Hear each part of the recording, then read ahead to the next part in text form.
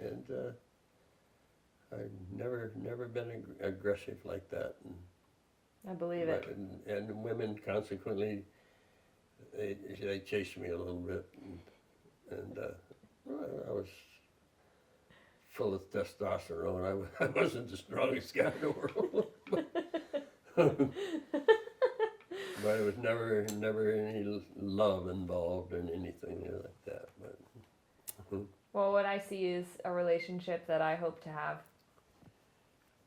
I hope to have a relationship this strong. yeah, I hope you will. It's marriage is that piece of paper. If I lost the marriage license in our situation in the last 54 years, it wouldn't have made a damn bit of difference. Mm-hmm. I never worn a wedding ring because I don't wear jewelry of any kind. Yeah. And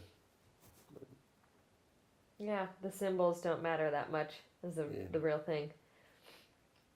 I had my high school ring at the DeVoe Military Academy, and I'd taken it off to wash my hands all the time, and I knew I was going to lose it, so I just quit wearing that and Yeah. never wore anything. So. Well, I've certainly gotten the answers I wanted, and Okay. I know that when I come back, I'd yeah. love to keep going with I'll this. send you this graffiti that I keep writing, and you can. Please do. I mean, you can even have Jill send me a picture on her phone, and I can see that. But I wanted to end. You have all these wonderful kids, and I know that things aren't perfect, right? What family is, and some are talking, some aren't. But for those of your children that maybe you are in communication with and see, do you have any advice and for each one of them, words of wisdom that you'd want them to know? No, the ones from before the first divorce went through a hate campaign through their mother. Violent hate campaign, and I was no good bastard, and it's on and on and on. And she changed his life because she realized that it was her problem, not mine. And but the damage was done. Yeah. And two of the children kind of dropped talking to me years ago, and that's what that poem. And I said, for those who chose estrangement, forgiveness is my request, but. After 30 years, I treated it as a death and went on with my life. And Kim, she calls me every day, just about. So how about we should answer that, huh? No? Well, we'll let it go, but I guess I would love and this is something I do in my work too. I have a team of 3 people, and we'll travel together and get to know each other, and a month later when we go to part ways, I'll ask them individually what they hope for the other 2. And sometimes, most of the time it doesn't make it in the film. Yeah. But when I get back to work, what I'm going to do for the 3 people you saw in the movie last night is go back and take the footage of those hopes for each other and send them. And time has passed. This road trip that they took together was last fall, and it's easy to be inspired in the moment, but then you go home and your life kind of resumes and you forget things. And I think having a recording of what somebody hopes for you in times especially of trouble, but it doesn't have to be, but in times of trouble especially, to be able to go back and hear some wisdom from somebody you trusted. Oh boy, I wish I told you last night, I was so impressed with that film you showed me last night. If I'd have had that when I was 20, I wouldn't have suffered from job to job to job. I would have realized I'm doing what my brain wants me to do. Mm-hmm. Yeah. And I didn't mind hard work. I could dig a ditch from here up to the middle of the village and it wouldn't bother me a bit. I didn't hate work.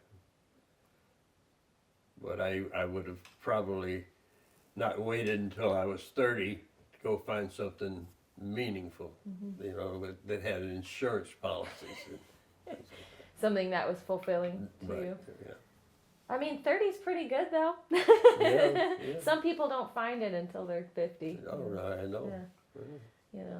And I guess actually that goes right back to, I'm thinking about Mick, right? And I guess if it's not too much trouble, if you even have, of just a few words of wisdom for Blair and Scott and Nick and whoever else. It's a little more difficult, and your children get to be that age. You have to let them go on their own. It's difficult. You can't be beating on people forever. And Michael's a special problem all by himself, and he wouldn't rake leaves, and I asked him to mow the lawn one day, and he ran the mower up on a rock. I saw him do it, and he didn't know I saw him do it, but in raking, we had 125 trees in the house in Scituate Harbor, and the leaf raking was an ordeal. And he would find some place to go hide for the leaves till the leaves grew back. So I got at him really bad one day about helping do his share. We were going to rake the leaves. He ended up joining the Marine Corps. And I swear it was just to get away from raking the leaves. So 4 years later, when he came home, it was fall, and Joe picked him up at the airport, and I stopped him at the end of the driveway with a leaf rake in my hand. He said, "You son of a, get out and rake a leaf." So, you can't keep doing that forever. Yeah. But he's smart. He's so smart. My son is just brilliant. I mean, he watches Jeopardy, and he knows the answer before the guy asks a question. But he just has trouble working along with other people. Mm-hmm. He's so smart. He can learn to do anything. So if there was one piece of advice you'd hope, I know you said you can't keep beating people. I know, but I can't help him because he has psychological problems that I am not capable of judging. I can say, you need to do this, Right. but I don't know what's going on in his brain, and I can't. Right. Because like Jill's taking him to see some really smart psychologists, and they tried to help him, and helps a lot. I don't know about that question. Some people say the best advice sometimes is none at all. Yeah. Well, I've tried to do that. When I sense that I can't help people, I don't badger them. Yeah. But you certainly love them. I think that's good enough. I'm hard on him. I'm hard on Scotty. So Scotty's smart. He saw what Michael did, so he didn't do that. And we always got along fine. And the main thing he didn't get caught. I mean, he raised hell, and did what an average teenager does, and young man, but he didn't get in trouble. I think Michael, we gave him a motorcycle for Christmas once, and I said, if you take this out on the highway, it's an off-road bike, I'm taking it away from him. Oh, okay, well, we caught him that same day, took it away from him Christmas Day. He just went out and got in the highway and took off. So you mentioned earlier that Scotty is he already 50? Oh, yeah. Oh, my goodness. He was born in 58, Wow. 68.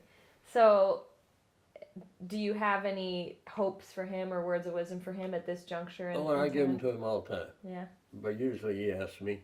Yeah. I don't ever force it. Yeah. He's built a couple houses and knows that that's where the money he has came from that. And he just had a income tax bill for the last house he sold it. My God, I don't know how he paid it. Yeah. $100,000. Unreal. One thing that I noticed about Scotty and I, maybe it's changed, but a couple years back when we came out to visit, we were all sitting around the fire pit and just having a wonderful time. And he said, shit, I've been working so hard, I've been able to enjoy this. And last time I was here about 6 months ago, I think maybe that changed a little bit, with Figmo and the boat, everybody being out and in the sun and having a great time. He sold that last house. He had 2 or 3 of them in Newport, and he sold them, and because he was just renting them, and it's always something. Houses of older, vintage. There's a pipe here, a leak here, the furnace not working, and it just kept him. And he's traveling all over the world, and it just wasn't a lot of pressure on him. Yeah. And he's got a wife who I don't know. She grew up a little too wealthy, and she spends money like crazy. There's all his boxes on the porch, and but she's a principal, and she's Yeah. making lots of money. Yeah. But I don't know. What is your philosophy on? And I promise this is one of the last questions, but in terms of work and play, what's your philosophy on when is it time to rest and relax, and when is it time to grind? When is work too much? When is it? Where do you draw the line? I drew the line many times. Nobody worked harder than I did in times when I was a national service manager. We didn't have the new phones. I had two phones in my office, and I quite often had one in each ear. With somebody screaming at me and putting this one over here, and that was all day long, and nobody else could have done the damn job. Mm-hmm. And but when we left the building, I'd go join the people that worked for me, and we'd stop for a beer up the street and shoot some games of pool. Yeah. I mean, it was all over with. Yeah. But I had aggravation for 8 straight hours. Yeah. 10 straight hours sometimes. Yeah. That was my job, and but yeah, I didn't take it home with me. Mm. I just flushed it when I went to the door. Yeah. You have to learn to do that. You can't carry this stuff around. It'll change your personality. Yeah. I noticed that with myself. I think I'm starting to figure it out. I remember once I was in Baltimore, Maryland, and working on a ship. This is when I didn't have any paycheck. And just working too many jobs and just keep working. And at 3 o'clock in the morning, I came up out of the hold of the ship and sat down on the bar and on the beam there by the water and cried my eyes out. Never done that in my life. Just broke up. Stress. And I realized stress will kill you. Yeah. Quickest thing will kill you. And Jill knows that, and she makes sure that I don't ever see an ounce of stress. Yeah. That's helped me. Mm-hmm. That's good advice. Yeah. Well, I guess, and this is a tough one too, but do you have any words of wisdom for dear Mama Blair? No, because her behavior patterns have now been further aggravated by that damn Lyme's disease, and I can't undo that. Yeah. I can't undo that. She just didn't want to do certain types of work, like work in the store, and she's good at it. She's a great car salesman because she's just overly friendly and bubbly. I mean, she's one somebody you meet the first time, and my God, but she hurts herself by, now she talks when she should be listening, and you can't stop her, and she's louder and louder. But she admits to me that a lot of it has gotten worse because of the effects of the Lyme disease, and really bad. Yeah. And put her to a point where she couldn't get a better job now unless she changed her attitude a little bit. But when she's 65, you start look for a job. That's tough. Yep. And I know I can't help much, but our wills are locked up in a probate. We made sure that there was no probate on this house is totally paid for, and it's in a, what is the word I'm looking for, sweetie? I don't know, because I don't know much about this stuff. Okay, I've got it. It's all in a trust fund. Thank you. I came back. I told you, my brain slows down. That's how much I don't know about wealth. It's a trust fund so that if you have to go into a nursing home and you're on your own and they take everything except $2,000. If you have $400,000 in the bank, they leave you with $2,000. What? Yeah. If you go into a convalescent, no cure nursing home. Yeah. And I've tried to find somebody since an Irishman died, they gave you a pill to put you to sleep forever. Yeah. When I don't, I think it says there, when I don't know who you are or Yeah. who I am, Mhm. and somebody says to stay home and watch me every minute of the day, please, for God's sakes, pull the plug. Yeah. Absolutely. And Yeah. you know, I have had a gun carry permit since 1952. I had a concealed carry permit. I've never thought, you know, society's changed so much. I never thought in a million years I would see a point where people are going around looking to shoot each other. Yeah. Now I used to carry a rifle to school every morning on the city bus. Mhm. At 13 years old, we had target practice on Tuesdays and Fridays, and I'd get on the bus, old ladies, people, and I had a uniform on, but nobody ever. Now you get a 13-year on a bus with a loaded gun, Yeah. the world would come to an end. Society changed, I think, right after Vietnam when the middle-aged people went crazy over the war, Mhm. Yeah. and it's just horrible. But I think you have to do something about the. We'll talk about this later sometime, but Mm. we got to stop crazies from having guns. Mhm. But you're not going to take them away. If you want to take mine away, you're going to have to kill me. Yeah. It's that simple. Yeah. Not that I use them. I don't even take them out of the safe anymore. Yeah. I got one in here in the house in the drawer locked up, Yeah. in a place where I don't even need one. Yeah. Yep. But it's mine, and I grew up. I had one when I was 8 years old, and I was allowed to go on my own when I was 10. Mhm. Go out and shoot whatever I could find, skunks or whatever I wanted to do. But then I soon later in life learned that I would never kill anything except Doberman pinchers that I wasn't going to clean and eat. Mhm. Yep. I just don't get any joy out of shooting anything. And I shot a couple of deer and brought them home, and nobody really liked the venison like I did. So I just don't go deer hunting anymore. Yeah. Well, we definitely won't let you sit like a vegetable. We will pull that plug. I gotta go. I just don't. You Yeah. know what? That's stupid. You know. Yeah. Well, Mom told me a long time ago this thing that she said to you, What? and you had a funny retort too. She said she wanted me to know the same thing, that, you know, as soon as I can't wipe my own ass and I don't know who you are and Yeah. you need to take care of me all day and I'm not living a good life, you know, I'm going to jump out of an airplane and not pull the parachute. And you said back to her, well, daughter, then why would you bring a parachute? Don't waste a perfectly good parachute. Your mother. I love her.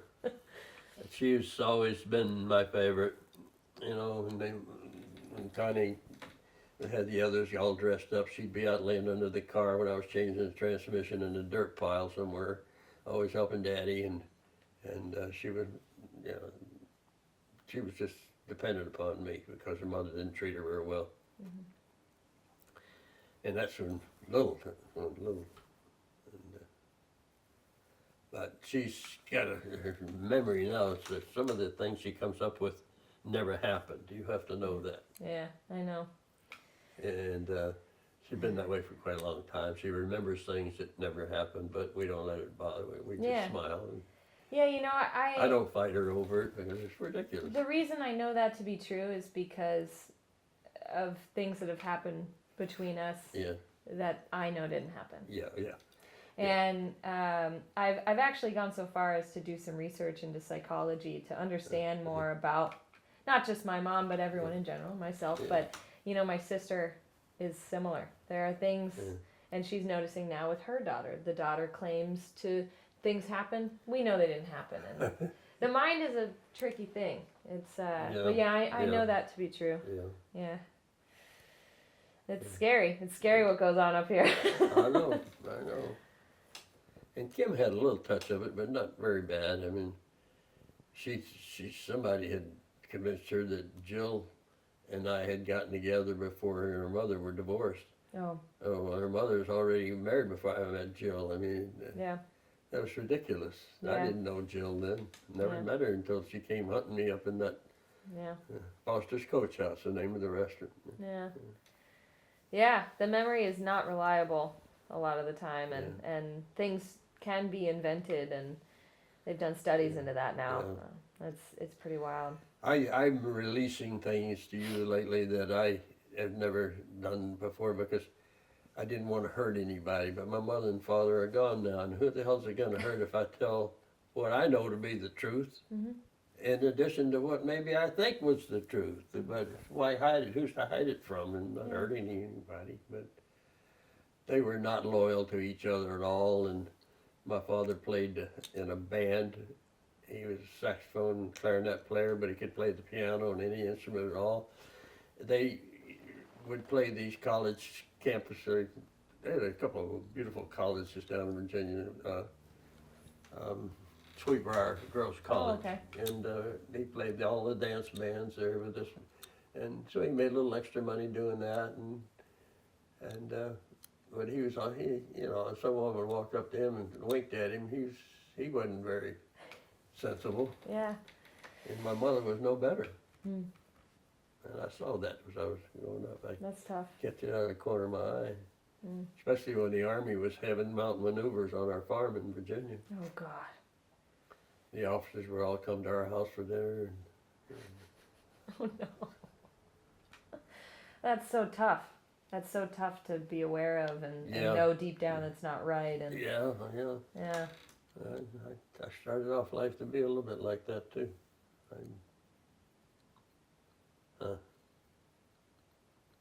I think you turned out to be a pretty stand-up guy.